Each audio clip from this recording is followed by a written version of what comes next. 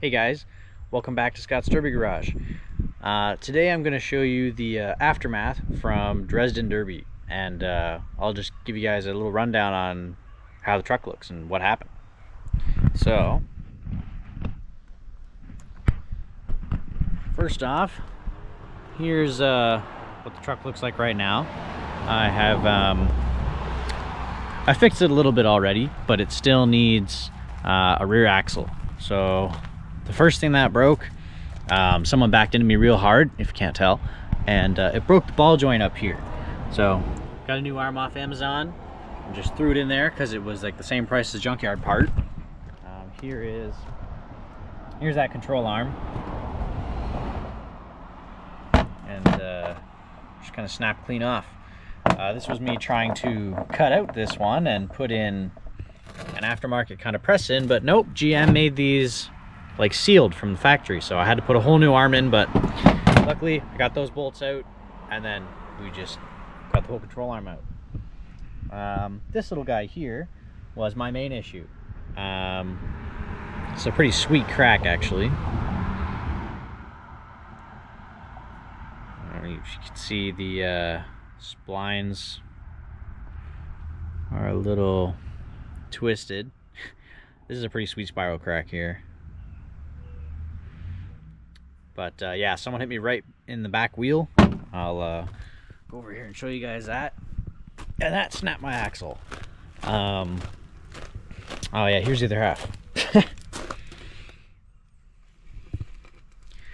There's the other part of it.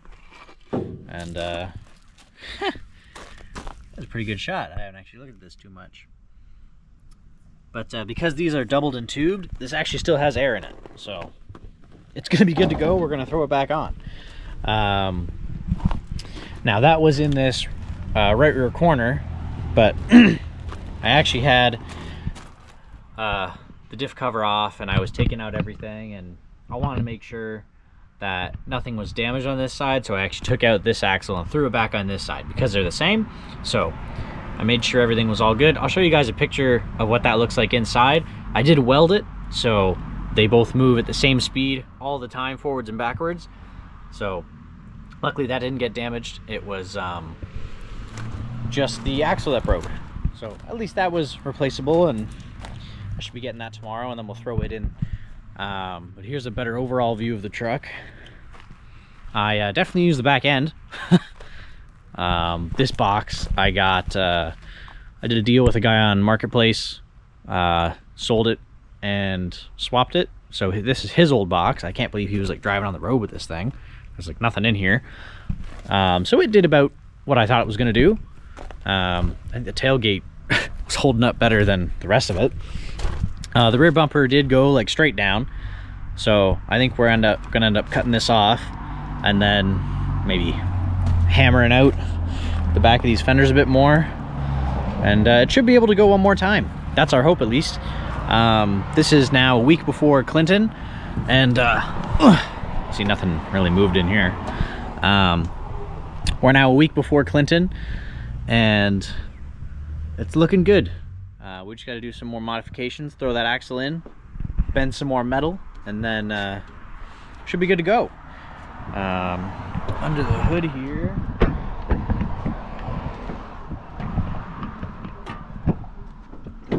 just have this down here to protect it from the rain. Yeah, so the front rad sport kind of went all the way in. Knocked off my little cone filter, but whatever. I saw a bunch of people weren't even using filters, so I'm probably just gonna run it like that. Everything on this side is pretty much the same. It didn't go anywhere. But over here, yeah, this just kind of ripped right off of this and went right into the fuse box. But you know, this is why I do stuff like this. I move everything away from the sides so that I can take a good hit, you know, right in, and it doesn't actually break anything. So yeah, that doesn't look too good down there. This fan is definitely, this is coming out before we go again. Yeah, everything is all pretty good under here. Otherwise, everything's where I left it. This is how I ran my fuel line. I just kind of drilled a hole in the firewall, and then ran my fuel hose straight through it, right onto the fuel rail. And then I have a pool noodle. This actually came in pretty handy, just to wrap up all my wires so they don't get crunched by the hood or anything. So that was a good addition. But I mean, the frame rail is still straight, so I'm gonna use the front a bunch more because there's a ton to still use up here in the front. So I think I'm gonna be going more forwards this time. Unfortunately, one of my double and tubed front 17s are flat. This one's still good, but the other one is flat. That was a bit of a new thing. I've only ever used like 15s, and I mean, this thing is a lot heavier, so having a flat 17 on here isn't going to help much. So I think we're just going to run my extra regular 17s, and whatever, it's going to be what it is.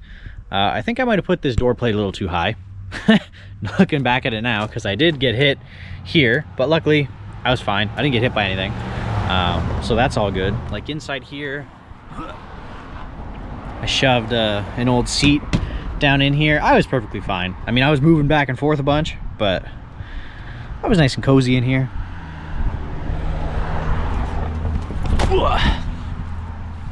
So that's pretty much all there is to show you, and now it's just fix it up and get ready for Clinton. So hopefully you guys will tune in for the aftermath on that one.